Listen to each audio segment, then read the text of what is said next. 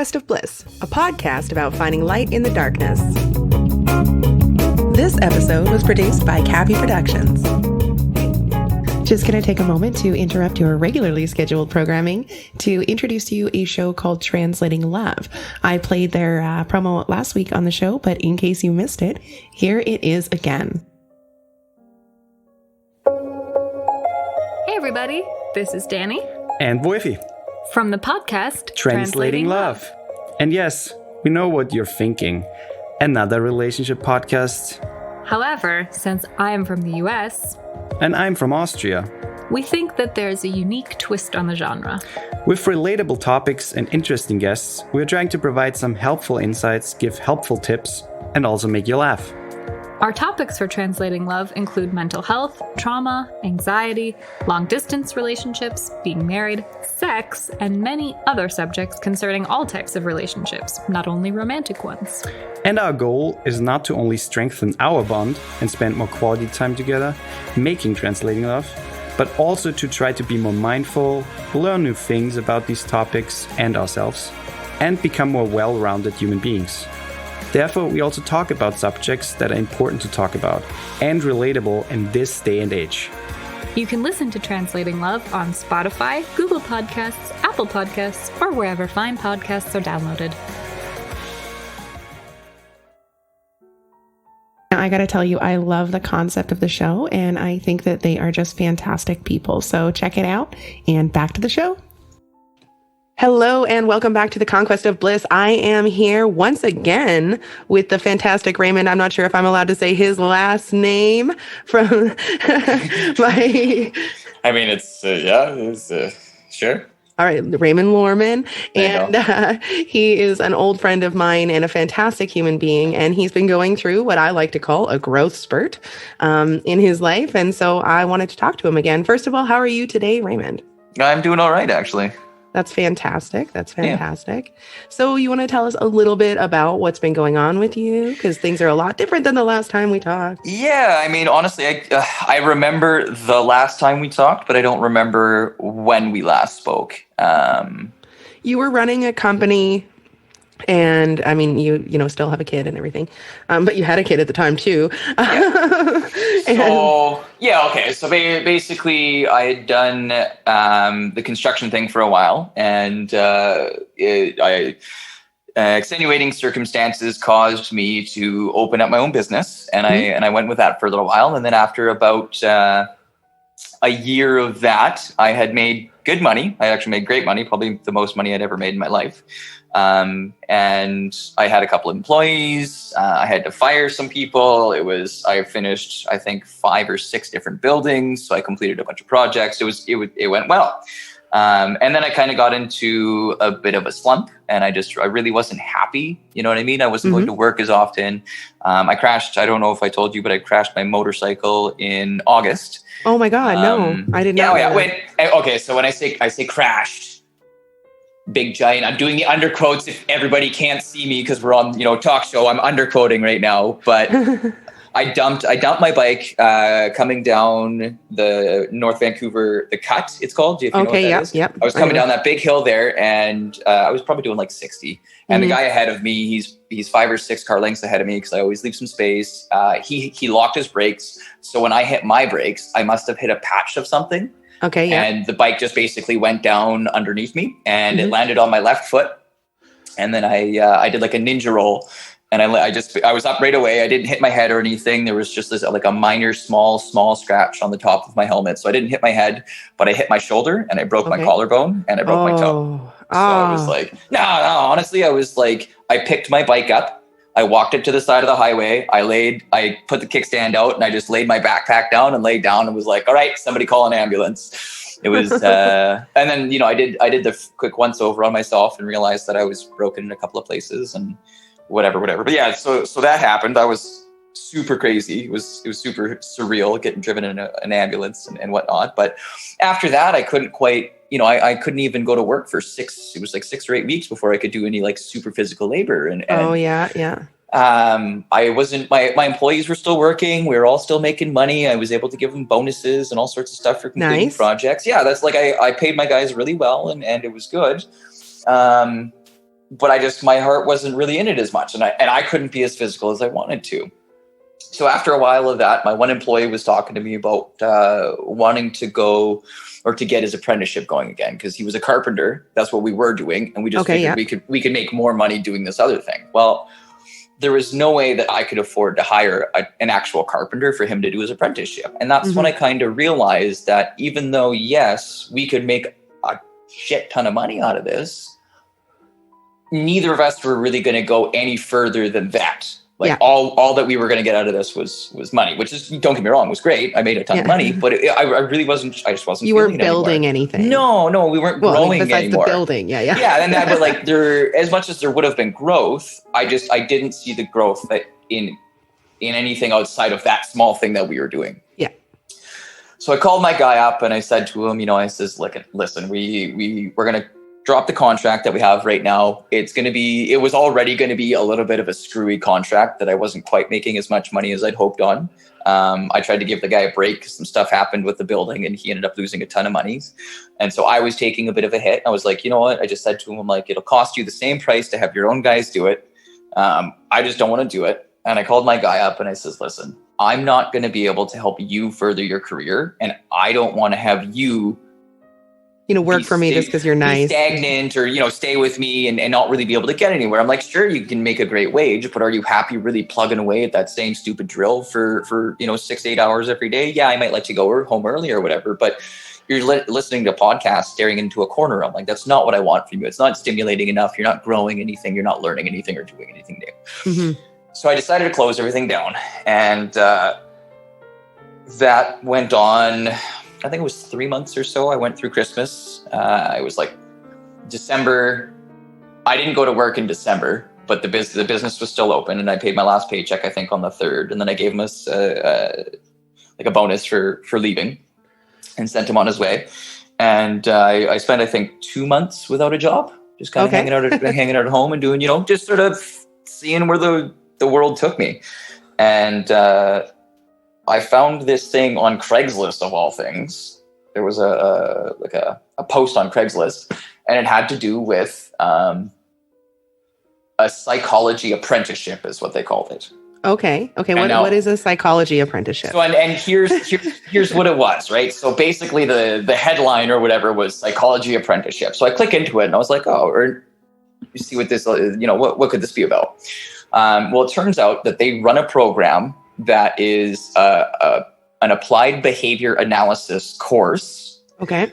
Where you can have your bachelor's, you can have your whatever, but you don't need it to do anything. Like, you don't need to have any formal education in order to do this program. And their big thing is, a lot of the time, life experience can lead to more knowledge than simple book learning, as a trailer park boy would say, because I don't got no good book learnings. But I got a lot of life experience, right? I hate trailer park boys. Man, but it's like, I don't got the book learning stuff, man. I'm not a highly academic. No, and I don't like saying educated, because I'm fairly educated, but I'm just not an academic type of person. Mm-hmm. I even said to the lady, I was like, I haven't been to school since I was like 17. Like, I was a dope smoking bum when I left school, man. I did like a grade 10 kind of guy, So it's I'm not unintelligent. I'm just uneducated, unacademic. And so I went through this process of, it was like an application process. Yep.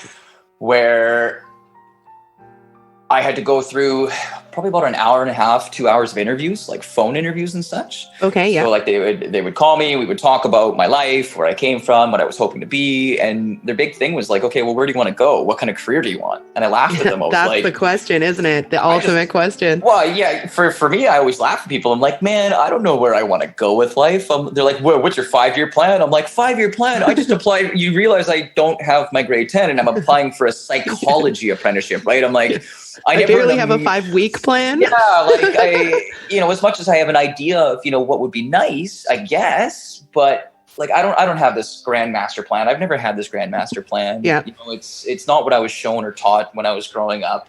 I wasn't molded into this perfect, productive human being. I've had to kind of figure things out as I go. And I said that, I was like, I would never know that something like this would be available. So yeah, like that's even an option. Yeah. like why? And I think that's the really interesting thing. Sorry to cut you off, but I think that's the really interesting thing is that like people say like, what's your 5-year plan? And it's cool to have plans in the sense that sort of helps you to see more opportunities. Yes. But at the same time, it's like 90% of my life right now, I never would have believed possible even a year ago. Yeah, absolutely. Well, and so what this is it's a behavioral interventionist. So basically, I work with youth and adults, but right now it's mostly youth, and that's I think what it'll be, teenagers even, but with autism and other sorts of disabilities. Yeah, so literally. So what my job is, technically, I'm a care worker. I hang out with this dude. Like we went to, what did we do the other day? We went to the Sasquatch Inn and ate Sasquatch burgers. And I went and watched him play baseball. Oh. Right? But on other days where, say, he's having a really rough day, I'll get yelled at for 8 hours. He'll just stand in the hallway and yell at me for 8 hours. And what applied behavior analysis is it's the study of a behavior. Now, a behavior is literally anything you do. Drinking coffee, having a cigarette, going for a run, talking loud, talking quiet. Anything you do is a behavior. Even introverting, yeah. Yeah, absolutely. Everything, literally everything we do, anything you do is a behavior. And why we do behaviors is because of the environmental stimuli around us. So what it is it's my favorite one, and I've loved this dude for years, but have you ever heard of Pavlov and his dog? Yes. Of course, everybody has, right? Or most people have. But so Pavlov is actually the first person to do applied behavior analysis. And what that is the study of environmental stimuli on behavior. So every time I ring a bell and I feed you, you're going to connect the two. And then once I stop feeding you and just ringing the bell, your behavior is now linked to environmental stimuli. Yes. Although I don't know how much you know about the details of that study, but the way that he actually did it was horrifying. Oh, absolutely. Well, and that's just it. That was years, but that was that was well before we had the same standard of ethics that we have today. And that's just it, right? And so he was like the godfather. To my understanding, I could be wrong. I haven't delved quite super deep into the course yet, but to my understanding, if anybody knows more, I'm sorry. He kind of created the basis for the study, field of study. Yeah, as far as I know, he's one of the first people to be like, no, hey, check this out. When you do A and B, C happens every time, and I can prove this scientifically. So study and conditioning, and that's what it is. So what we do is we chart everything that the client does. And we start to gauge, okay, well, when I introduce A, B, and C, there's a measurable increase or decrease in a specific behavior. And it's just the study and the science of that. And what I think is so cool is that's literally growth. Like the environmental stimuli that causes a specific behavior. So what I'm going to learn to do via this course and this program is what I'll be able to identify the stimuli that causes behaviors. So throughout this program, I'm my own case study as well. So I literally take all of my own bad habits and I fix them. Oh, that's going to be an adventure. Yeah, it's super cool. And so I have a couple questions. Number one is, so I just briefly saw your Facebook post. Yes. So you're already working for them as well as doing the study? No. So after I applied for this program, I got accepted. I was like, holy shit, I can't believe that I have a chance to maybe learn how to become a behavior interventionist or whatever. 2 weeks later, I'm still looking for work. I actually applied to be the manager at Castle Fun Park. For those of you that don't know, it's like a theme parky thing without the uninitiated. It's like a mini golf place with an arcade attached. Arcade and it's like and go-karts and stuff. Yeah. Little theme park, mini theme park thing. Anyways, I was applying at whatever. I actually applied. Do you know what Cascade Aerospace is? No. Is it like drones? No. So it's an aerospace engineering company that literally works on planes and stuff. I put in a resume for that. They needed a product coordinator, or not a product coordinator, but a logistics coordinator. They needed somebody to help with their inventories and all that kind of stuff. And I've done that kind of thing for my own business. I've done it for companies. Like, Yeah, I love logistics. It was a super cool idea. So what I did is I just shot for the moon. I was like, you know what? I understand that I'm an intelligent person and I have worth, and that if I just go for things, shit, I might get them. You know, the worst thing that can happen is I get it and then not do it very well, and then they fire me. Oh well, I've learned some stuff and move on. Right? That was my thing, because this is like, these guys have military contracts and all sorts of stuff. It was I even sent in the thing. I'm like, I'm probably not qualified in your eyes, but I'm like, I bet you if you guys give me a week or two of learning the job, I could do it. Honestly, that's what, just side note, that's what I do for when I send emails, like having the anthropologist on, and I've got a neuroscientist and stuff that's going to be released eventually. Cool. And it's the same thing where I just like shoot them an email and I'm like, look, I don't have a huge listenership, and I mean, I'm just a lay person, but could you please come on and share your wisdom with the, and surprisingly, a decent number of really qualified, cool people come on. Well, what I think, especially just as humans, and especially right now, we're just looking for connection. We're looking to share our thoughts and ideas. We're looking to feel connected, whether it be podcasts. I play PlayStation. Right? I have a group of 5 or 6 guys that I get on with, and we all jump on the PlayStation chat. And literally, we'll all be playing different games, but I'll have one ear with the homies because I don't actually get to high five them and hug them anymore. Mm-hmm. Right? So it's like we're all reaching out right now. Mm-hmm. And I think, podcasts and other things are a great way to do that.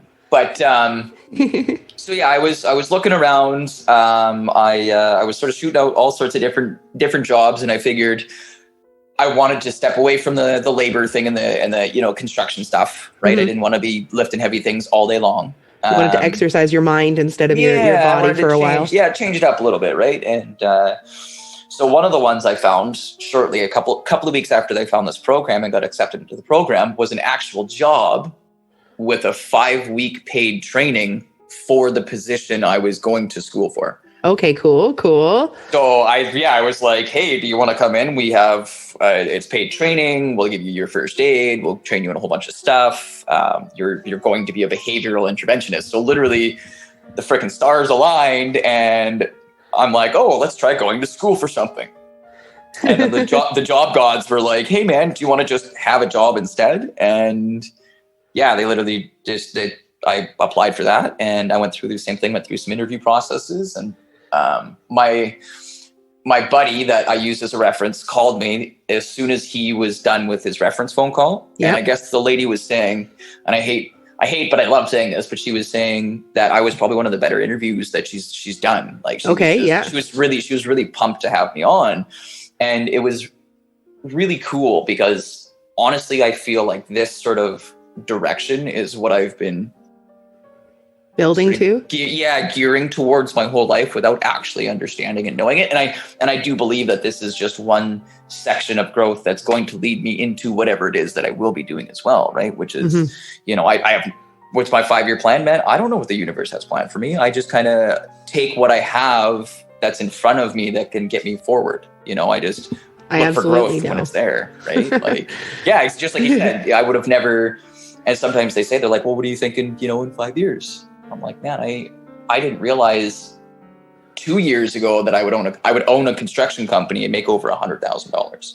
I didn't know that I would get a chance to, it's only a 16-week course, but at the same time, I'm taking a course at a behavioral institute.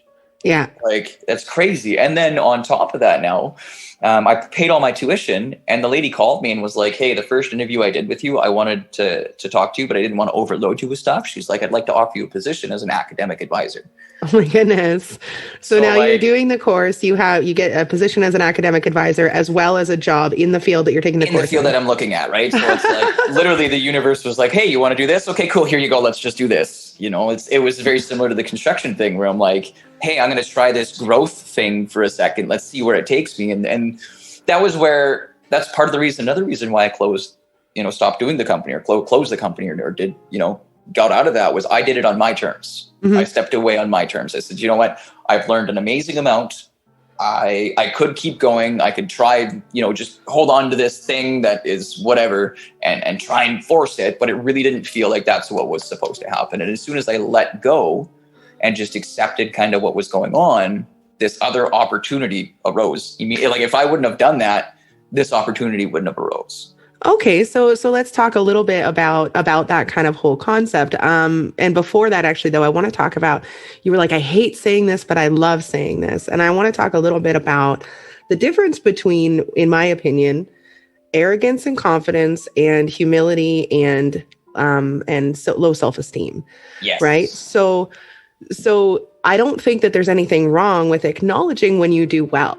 I don't think that that's arrogance. And I know that your brain, I could see it in your head, Raymond, your brain's going, that's arrogant. Don't say it. Don't say it. Yeah. Okay, say it. Well, that's what I mean. That's why I'm like, I hate it, but I love it because I don't want to toot my own horn. But sometimes it's like, yo, this is, toot it, man. Like every once in a while. Well. Yeah, that's right. And that's more so what it is. It's like, whenever I say that, and it's not like, I try not, I can't say that I'm not an arrogant person because again, that to me is arrogant in my head. I'm like, I'm not arrogant. Well, sometimes I'm a bit of a pompous dick, but, it's just one of those things where it's like, I always try and I say that to myself. Like, I don't say this because it's like blowing smoke up my own ass, but just be, you can be proud of your accomplishments. There's nothing wrong with that. And and I think that probably to some degree that comes from, there was a period in your life where arrogant would have been the right word to describe you. Yeah, 100%. Yes. And I think so probably that's ringing through your head as you've learned to get through that period. Yeah. But like, as weird as this sounds, and this is just a supposition, so like,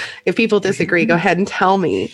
But I think that a big piece of humility is confidence. I don't think that it's humble to pretend you're not good at things when you are.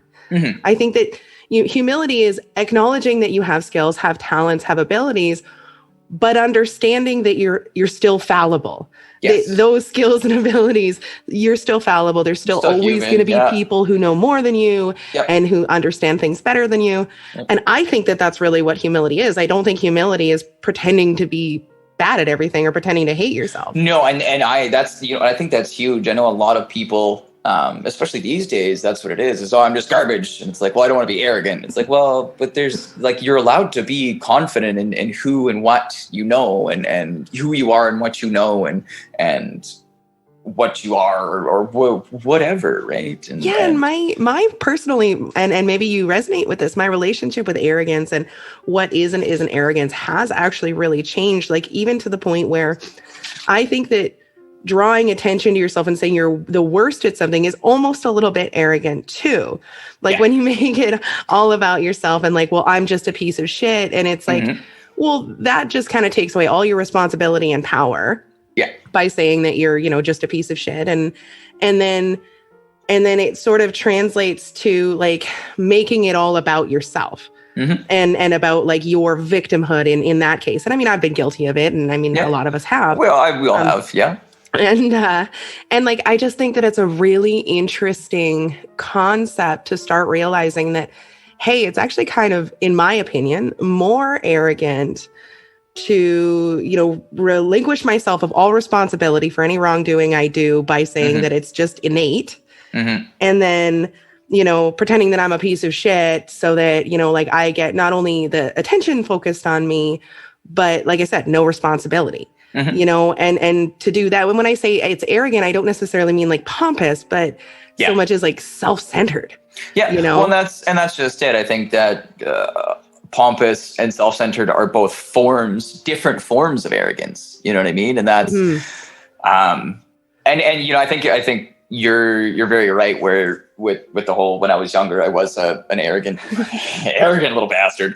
But I think that too comes from the fact that growing up, I was told that I was nothing for so long. So I had to bring about my own confidence in a way. And then learning then that it wasn't confidence that I was doing, but I was arrogance and, ignorant and arrogant at points. And you have to kind of walk that fine line. And like you said, that humility of like, hey man, I'm comfortable. I'm comfortable as me. I'm comfortable in who and what I am and what I can do and what I do and all those things. And there's nothing that you can't shake my confidence. There's nothing you can do to shake my confidence out of that. And I won't be arrogant about it.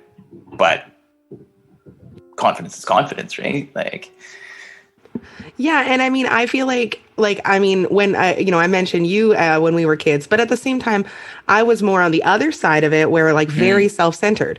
I wasn't pompous. Well, there were moments. Kylie will tell you for sure that there were moments.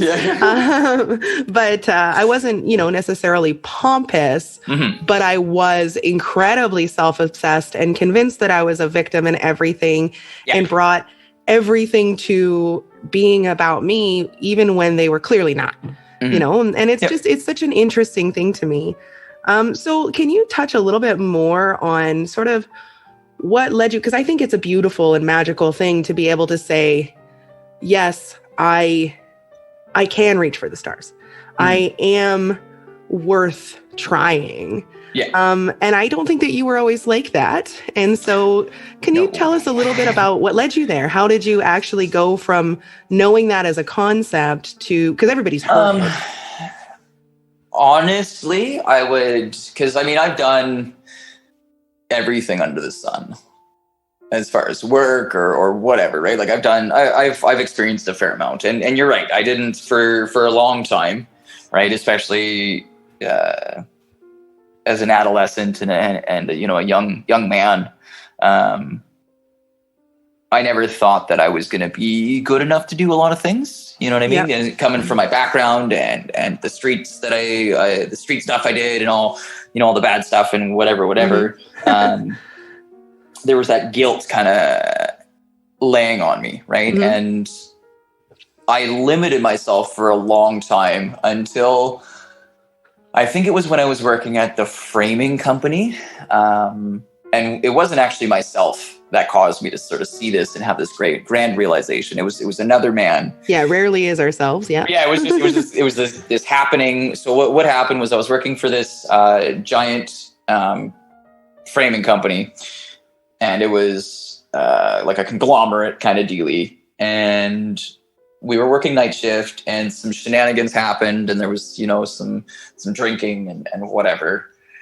I was a part of it too. And then after a little while, I'm like, man, this can't I was just kept thinking to myself, I'm like, man, we can't do this. I'm like, I'm better than this. I'm not some fucking drunk bum that wants to drink on shift because, I'm like, there's more. I've got to be better than this. So I started talking to some of the guys, and I tried to organize some stuff. And then there was one day where the general manager came on shift. And a bunch of the cords were cut, and they were sparking. Oh no! It is what it is. I mean, it's a shop. Pallet gets dropped on it. A cord gets cut. Cords are like $45. This is a multi-billion-dollar conglomerate, owned company.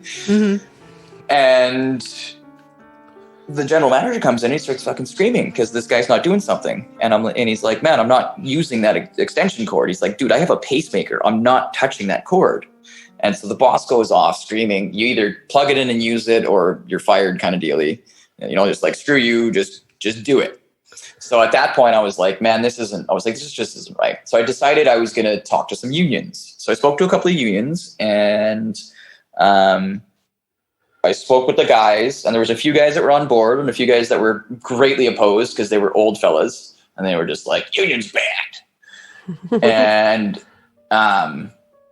the company decided to union bust the shift. So they fired like 18 people. And they told us that it was because there was no work.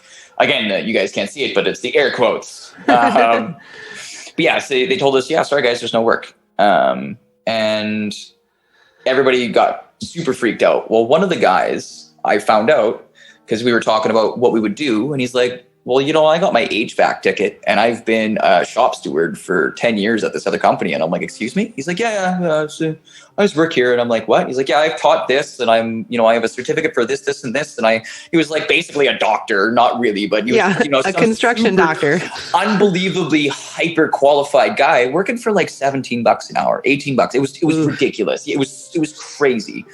And I'm like, man, what the hell are you doing here? And he's like, whoa, it's a good job. And, I like, it's a steady paycheck. And I'm like, what are you doing working here, man? Like, you are worth so much more than this. And then this light bulb went off in the back of my head where I kind of looked around, and I'm like, I'm worth more than this. I'm worth more than just like this simple $18 standing in a factory, click, click, click. I've done that for so long, and I didn't think I was worth anything more than that. And then it just kind of got into my head. I was like, well, what if I try to be more than that? What if I just see? Yeah. And then, so the next job I went and I demanded $25. And I said, listen, I want $25 an hour. Why? Because I'm worth it. That's why. And they gave it to me. And I was blown away. And I just kept growing as a person. And every time I went somewhere, I did my best to be the best person that was there. Mm-hmm. It does certainly never happens, because there's always somebody that's way better at the job than I am. But every time I go onto a job, I'm like, I want your job. I want to be what you are and do what you do. And I try and absorb as much as I can and grow as much as I can, so that when I move on to the next project, I am that much of a better person, and I'm worth it, because I might not know this, but I can tell you I know all of these other things that will allow me to do whatever new project I have coming up. And I think it was just sort of seeing this person that was hyper qualified, that was letting himself be worth less than he actually was. And I was like, man, if this guy can do it, why can't I? Well, and I think, I don't know if you realized that you mentioned it, but you mentioned a technique that's really, really helpful in figuring out how to propel yourself forward when you don't know how. And that's curiosity. Mm-hmm. Cultivating an attitude of curiosity about it, going, you know what, regardless of whether or not other people think I'm worth it or whatever, like, what's the harm in trying? What'll happen if I try this? Yeah. And when you don't have the confidence, when you don't have all the other pieces put together and you're starting your journey, that can be one of the best ways to just get yourself started, is to go, you know what, I don't care about the outcome. I want to see what the outcome is. I don't care about making a certain outcome happen. I want to see what that outcome is. Mm-hmm. So that's something I learned as a door-to-door salesman. An old man, his name was Jim. I can't remember what the hell his last name was. He had a dog, Pongo. It was a Dalmatian. He used to come and say all sorts of stuff to us. And I remember he would get in the morning, because he's this old fella. He used to be a salesman, and he'd get all jazzed up and doing the morning meetings. And he would say to us, he says, listen, how many sales do you have right now? And this can apply to literally anything in your life. You want a job and you don't know if you can get it? Well, how many of those jobs do you have right now? How much money do you have? Whatever it is, you have nothing. You're at zero. Mm-hmm. If you go ask for something, what's the outcome? It's either 1 or 0. You won't be -1. You will never be less than what you are for going and asking for something. That's so true. Just go and ask. Just go and do it. Go and try. It's like you said, right? Like, just get out there and go try. If you just go do it and you fail, well, you failed. Either try again or do something else. Well, and I mean, and like, the nice thing about failure that I think a lot of people fail to realize, I'm so clever. I think the nice thing about failure is that there's almost always, if you look for it, a lesson. Yes. In failure. You can miss the lesson really, really easily, but there's almost always one available to you, mm-hmm. Yeah. Well, it's always funny about those cliche things. Cliche things tend to be, they're true. Yeah. Right? Yeah. That's what I always say too. Cliches are cliches for a reason. Like, they didn't get popular for being bullshit. Yeah, that's right. Sometimes they get misconstrued. Sometimes, yeah. But no, that's one of those things, right? Like, there is always a lesson. So, it's like, well, I had a conversation with somebody about being positive, but it's not positive. What's the word? Optimistic. Okay. And he was like, well, you can't be optimistic about everything. And I'm like, sure I can. Yeah, go ahead. Well, I was going to say, one of my favorite things about optimism, and this is something that I started saying when I was a kid, because, I mean, you may know that my family, not necessarily the most optimistic. You don't say. And they'd often say, I'm not a pessimist, I'm a realist.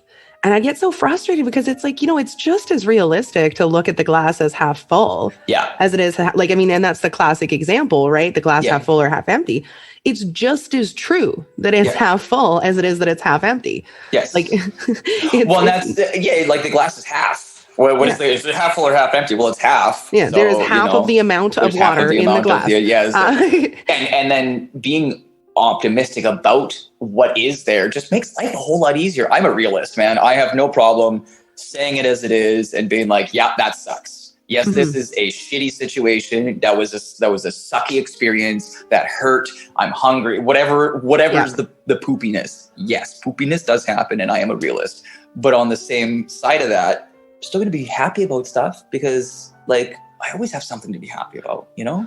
Well, yeah. And I mean, I think it has a lot to do with like perspective and not so much with the perspective that you choose, but the understanding that there are thousands of perspectives and ways of viewing almost any situation that are equally valid and true. Yeah. So like, yes, you say you acknowledge the way that you're feeling or the shittiness of something. I mean, I 100% agree. I was helping Kayla deal with some really frustrating stuff, like legal stuff. Yeah. And it's like, yeah, man, this shit sucks. But, but like, and the advice that I was giving her at the time was she had some work that she had to do. She had to just really hunker down, but she was feeling really emotional. I said, it super sucks. I said, so what I recommend is that you put all of your energy into the work. When you start feeling emotional, go to your breath, and then go back to the work. And then once that's done, feel all your feelings. Yeah. Once you've finished with that, feel all your feelings, because yes, it's true that it sucks, but it's also true that you need to do this, and so like when you look at perspective, it's so easy to get blinded by, our own perspective. Like I see this way, and it's like acknowledging and realizing that there might be an easier on you way to view it that's equally true is super, super helpful. You know what I mean? No, absolutely. Yeah, absolutely. I mean, it's like there's always another way that you can approach a situation. Yeah, or frame it or interact with it. Yeah, and I mean, I always try. And again, I'm human, so I make mistakes and I'm fallible, and I don't always do, the brain chemical stuff doesn't always work the way that I want the brain chemical stuff to work. But I always try and be as optimistic or as positive or like, okay, what can I gain? What can I gain out of this? As opposed to just like, well, it sucks. I'm like, yeah, it's like you said, well, yeah, it does suck. Man, I'll tell you right now, life is shitty. Life is shit. It is shitty shit. It's what you can glean from the shit that is actually what makes life worth living. And that's where the growth comes from. Like you can't grow mushrooms, without anything, shit. But without some shit. And let me tell you the thing about mushrooms, they're fantastic regardless of what kind they are. Right? Like, it's one of those things where, you want flowers, you want really good flowers, you got to have some shit. You want that beauty, you want that rose bush. How do you think rose bushes come around? Just from regular old bland dirt? No. Hey, did you hear? Okay, so this is on topic, I swear. Okay, so there was this island. I think it was created from a volcano or something. Okay. And it was a brand new island. And so science was all hell yeah. And they're like, we're going to study this. This is how we're going to figure out how like land comes to be the way that it is. Yep. Right. And so they're like watching for when vegetation starts and when animals migrate there and stuff like that. And I guess one of the scientists took a shit on the island and he'd eaten tomatoes. And tomato plant grew out of his shit on the island. And I just think that's so fantastic. Well, and it's like, it's funny, I think too, because a lot of the time we forget as this opposable thumb having technology using super beings that we perceive ourselves to be. We're just animals, man. And like you eat the fruit, you shit the seeds, the plants grow. We're part of the cycle just as much as anything else is, and we're, it's super cool. It's kind of, yeah. I mean, I find it really, really fascinating too, and I think that really, it's something that comforts me. A friend of ours the other day, Miranda, was talking to me, and she was talking about how small we are. And I think she was looking at the ocean or the stars or something, you know how it is. And she was talking about how small we are. And that's something that really, really comforts me when my problems feel really big. Yes. Is to take a step back and realize that even in the scope of my own life, even in the scope of my own life, my problems are small. Yeah. Let alone the scope of humans alive today, or the scope of animals on this planet. And you can just go bigger and bigger and bigger until you finally feel comfortable that your problems aren't. And that's not to be dismissive. You know, you can still feel your feelings and understand that there's validity to the fact that you have to solve a problem. But to remember that nothing nothing lasts forever. And it's pretty much always going to be okay on some level, especially like with people like you or I who, you know, live in Canada and have, you know, all of these different advantages compared to even other people in the world. You know, so it's like, you know, like I look at it like this. It's all going to be okay until it isn't. Whip.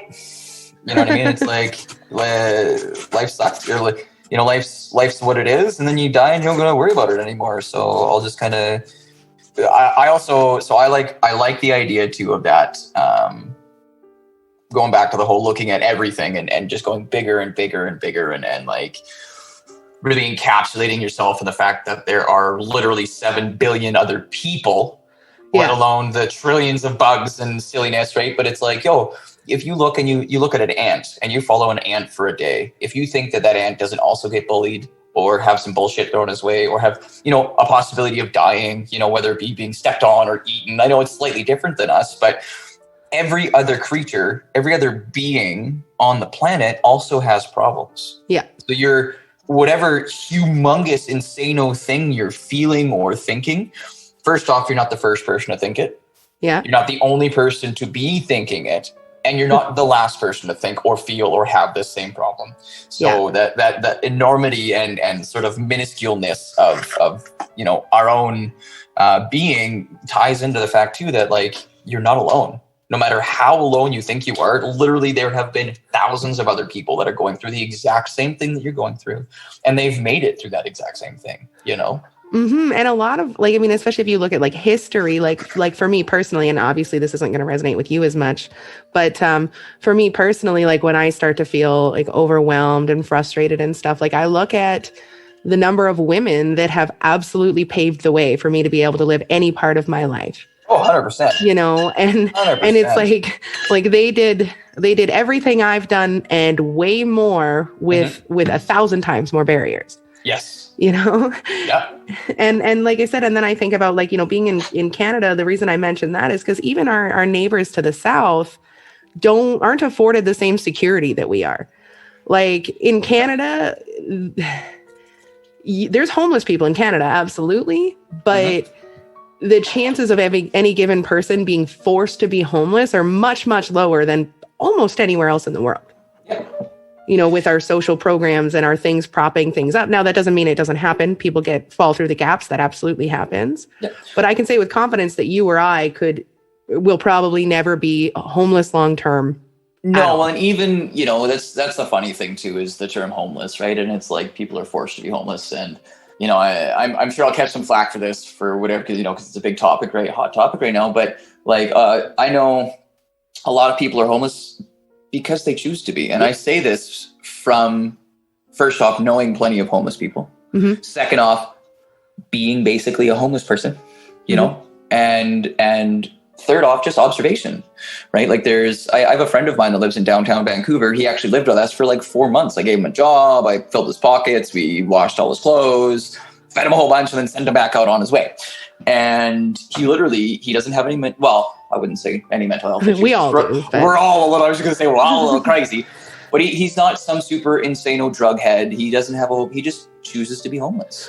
Well, and I think, sorry, is it? No. Well, and that's like, lots of people do, right? Like they don't want that responsibility of having to pay rent and all the bullshit. Like, and I think actually that's one of the reasons that places like Vancouver Island, California, end up with really, really large homeless populations, Vegas, is because we have a very, very temperate climate. And we have the advantage even above that is that like being homeless in Canada is a very different beast than being homeless almost anywhere else.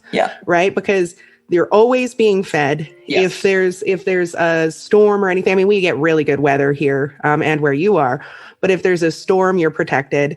You know, like the basic needs, like you're always going to be okay. Very few people die from exposure from being homeless in Canada. Yeah. Some do. So, you know, it's not that it doesn't happen.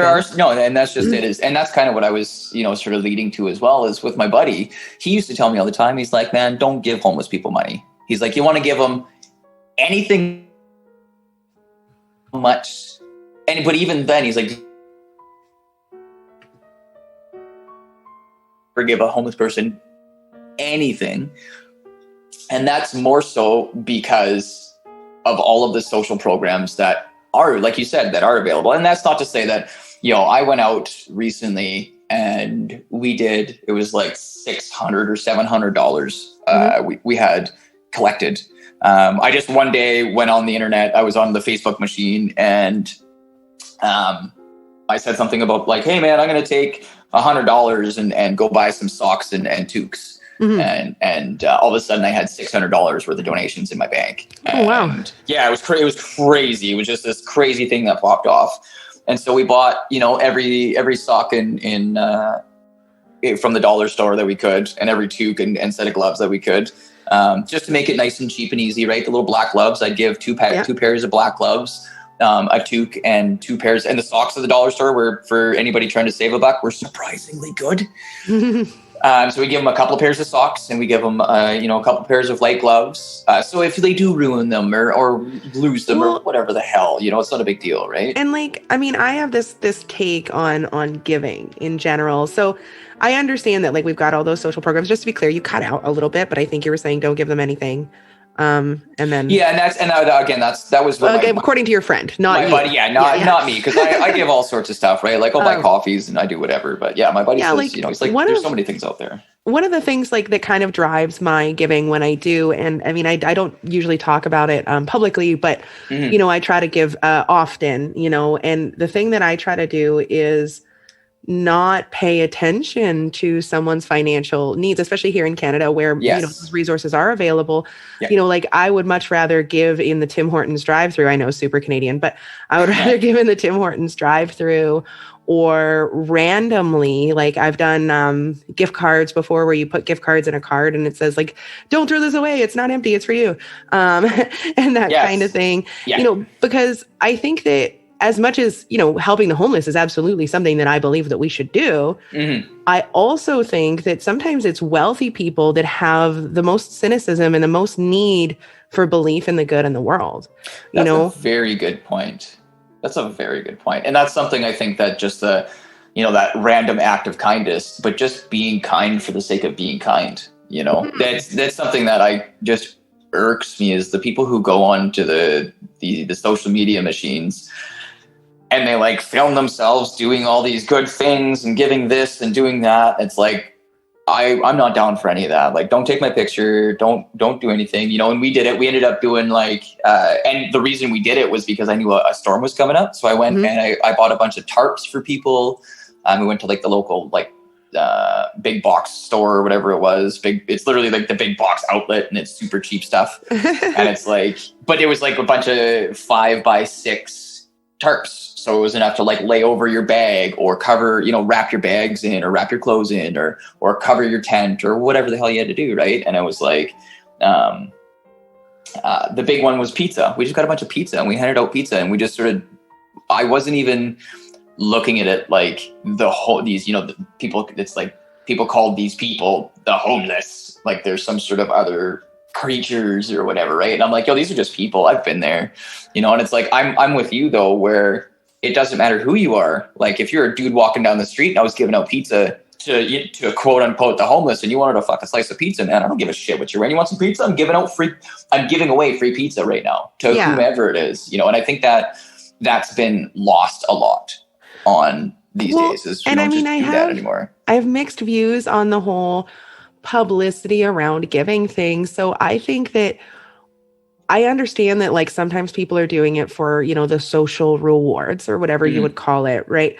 But I think that it also has value to show people that people are doing it regardless of their motives. They're still doing something good, and now they're getting something out of it, and it's strategic or whatever, and you can't really call someone altruistic if they're making a lot of money on being generous. Yeah. But if that's not displayed, a lot of people don't even know where to start. Like a lot of people don't know how to be helpful. So I appreciate those people doing that, because I'm not interested in showing off when I give stuff away, because I have a lot of issues, layered issues. But don't look at me. yeah. I'm like, I always say that. I'm like, I am the most introverted attention seeker I've ever met. I don't like attention, but I do also. You're like a cat. Yeah. Pet me, but don't pet me. Pet me, but don't pet me. Yeah, look at me and love me and want to pet me, but don't pet me. Yes. Yeah. But so I'm going to play a game with you. Yes. It is going to be you guessing Gen Z slang. We've done this a few times, and it is always fun. So we will see how hip you truly are. And I know saying hip makes me sound old, but I don't. Right? Yeah. I'm the bomb, yo. Okay, so what does it mean to say that someone is basic? Yeah, basic. That would be like simple, or no, because being basic is like you're a basic bitch. Yeah, that's what I'm thinking. It's like, yeah, just sort of simple and like unflavored. You know what I mean? In my head, it's like the white girl with the infinity scarf and the Ugg boots. Yeah. So that'd be they say unoriginal and follows mainstream trends. Yeah, just super like flavorless and not really their own being, kind of, So what does it mean to say cap or no cap? See, I play PlayStation and I hear this all the time, but I haven't figured that one out yet. And I think it's like for sure or not for sure. Not quite. Okay. So cap means you're lying. Oh, and no right, yeah. cap means no word of a lie. Yeah, not lying, no cap. Okay, yeah, that's right. Yeah. That's so right. I mean, they do make sense once you hear them used a lot. Wow. What does it mean to say hits different? Hits different. Well, just hits different. I don't know. It just feels different. It's like, so I know this one. So a nice soft chili, like beef chili, like a chili you would eat, hits different than say super spicy chili pepper. Sort of. So like you wouldn't normally say hits different than, that I've seen. It would normally be like that hits different on its own. It sounds like it should be a comparison, but it's not. And it almost always has a good connotation to it. So if I were like, that new Eminem song just hits different, you would understand it if you were also Gen Z and I was Gen Z. You would understand it to mean that it's good. Oh, it's a bit better. That's better than this. It's a lot better. Okay, that makes sense. I mean, kind of makes sense. But I just imagine anytime I do stuff like this, I imagine my parents. And I'm like, doesn't it make you feel old? Yeah, because I'm 33 now, right? So I remember looking at a bunch of the older people when I was young and being like, "Yo, you old," when I was 16 or 17 or 20 or whatever, and now I'm that old person with like bad knees, and I stand up too quick and all the lights come on. And okay, so what does it mean to say that someone is pressed? Like hard pressed? I don't know. I can just think like you're hard pressed for something, but you didn't say hard pressed, so I have no idea. Just regular pressed. No, like buff, maybe? I don't know. It means someone who's upset or irrationally angry. So you say the Eminem song hits different, and I'm like, no, it's a fucking stupid song. And you're like, yo, why are you so pressed about this? Slang is weird. It is. I hate language. I mean, I love language so much, but man. Okay, so we're going to do two more, and I'm going to try and do ones that you will be able to guess. We'll see. So what does it mean when someone says, brah? It's just a new bro, friend, buddy, guy, dude. Sort of. It's used a little different. So it's gender neutral term for a friend, but it's usually used as sort of an exclamation at the beginning of a sentence or the end of a sentence or on its own. So like, if I really liked or hated the Eminem song, I'd be like, brah. Okay, so it's more than just being like bro or it's not so much used in the like way that you would use bro. Yeah. It's more like a shit. Like a brah. I almost want to say an inflection on the sentence itself to add. Yeah, it's like it's like an exclamation that you would say, but you use it with a period, not an exclamation point. If you do that, you're very clearly millennial or older like us. And the final one we are going to do is, what does it mean to be extra? I know this one because I say this all the time. Over the top, flamboyant. If basic is flavorless, or we'll call them normal, then extra is the full over flavor. The top, full flavor. We're talking rainbow Neapolitan with like sprinkles and all. Extra, which I'm kind of in the middle of. I do my own thing, but I don't like being extra because then people look at me and they just don't want that. Leave me alone. I'm often told that I'm extra, and I'm into it. I'm here for it. You know what? I'm probably extra to a lot of people, but maybe I don't know. I'm probably extra to a lot of people, especially during festival season. So, before we close up, I just wanted to ask about, is there, like you said, you've been doing a couple podcasts. I know you've been on my show before. Is there somewhere that people can like follow you if they want to have more Raymond in their life? Or no, I don't do anything like that. I'm not a blogger or a vlogger or a cool beans. I mean, so it's also one of those things where I'm always up for a conversation. I might not be able to get back right away, but like if someone's got something that I've said that resonates with them, or that they have a question about, or whatever, I'm just a human being. Give me a shout or whatever. But I don't have this thing that I'm doing or something that people can. I don't have the Insta or any of that stuff. So okay, So I don't know if you guys all caught all of that, but basically what Raymond is saying is if there's for some reason that you specifically need to talk to him, hit me up and I'll connect you if he's available. Yeah. And otherwise, you'll just have to get him in small doses as he randomly talks on the internet. That's correct. All right. So is there anything you want to add before we close out here? No, just that I hope everybody enjoyed it. I didn't jabber too much. And I hope that your life is pleasant enough to enjoy, but uncomfortable enough that you grow.